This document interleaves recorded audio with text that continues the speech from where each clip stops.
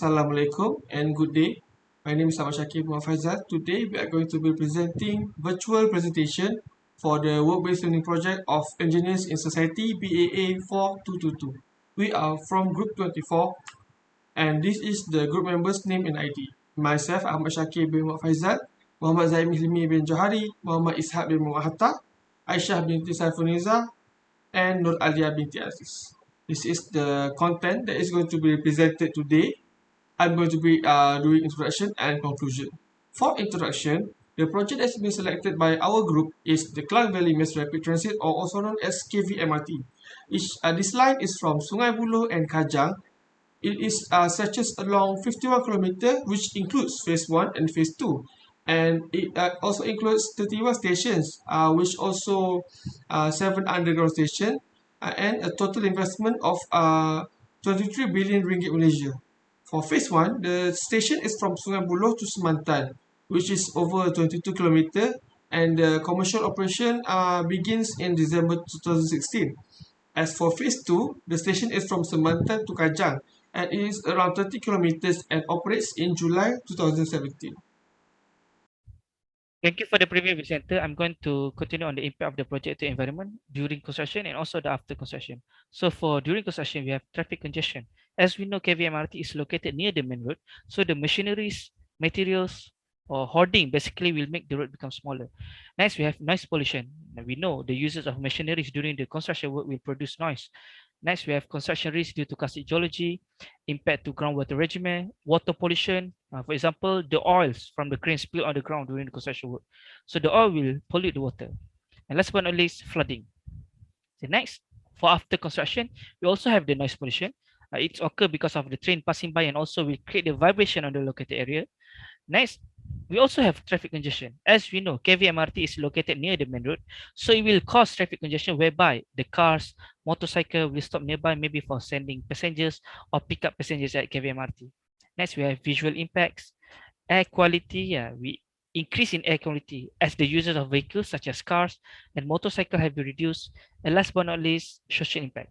So I pass to the next presenter. Hello, my name is Muhammad Zaim Hilmi, and I'm going to talk about the requirement for environmental impact assessment in Malaysia. The EIA guideline provide an understanding of the EIA procedures, preparation and submission of the EIA report for review and approval in accordance with the requirements of Section 34A, parenthesis 2C of the Environmental Quality Act 1974. The screening process determines whether the proposed project requires an EIA or not. And for the project that we have chosen, which is Klang Valley Mass Rapid Transit, Sungai Buloh to Kajang Line, it is classified as prescribed activity under Activity 16 of Second Schedule, which demands that an EIA to be compulsory for the construction of mass rapid transport projects. Assalamualaikum, my name is Aisyah and I'll be explaining about the solution to protect the environment during and after construction. So the first problem that we are going to be dealing with is the lane reduction and road diversion. So some of the solutions that we can do is to have proper traffic control plan, include enough warning signs and flagmen, maintain number of lanes for major roads, and to have proper operating hours for heavy vehicles. Next, we will be dealing with the noise and vibration pollution, where the solution is to use low impact piling methods such as board piles. Next, we'll be looking at the karstic geology, where the solution is to use grouting, right selection of TBM, rock sucketing, and secant pile. Next, we will be looking at the groundwater regime, where the solution is to conduct groundwater leakage tests and to provide cut-off walls and face support pressure. Next is the slurry discharge, where the solution is to provide silt traps, perimeter drains, and containment band, and also to discard excavated material into bins. Next, we'll be looking at the dust pollution, where the solutions are to use water or spray off access roads, wash through and control movement of vehicles.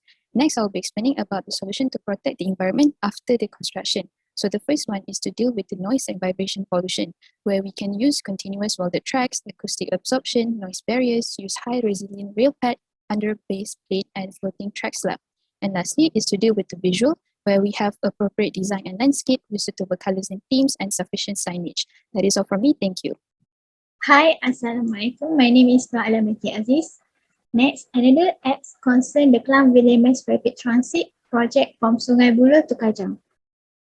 Okay, most flash rail projects necessitates land acquisitions and eviction. Land acquisition is necessary for land development.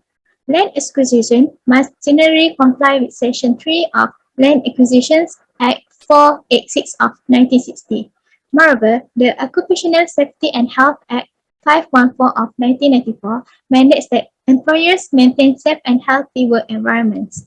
However, the country's rapid industrialization has harmed the environment. It is prevalent for such projects to be approved if they meet the maximum permissible noise levels in the affected area of Klang Village Mass Rapid Transit. Section 23 of the Environment Quality Act 127 of 1994 stated this. Section 25 of EQA also mentions persons shall not pollute into any inland water unless they obtain a license.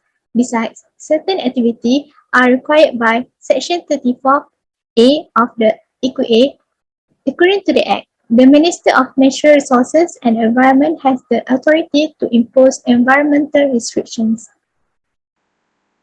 As for the conclusion, in conclusion, KVMRT from the SBK line, the project requires environmental impact assessment as it falls under the second schedule in EIA on the prescribed activity 16. Thank you very much.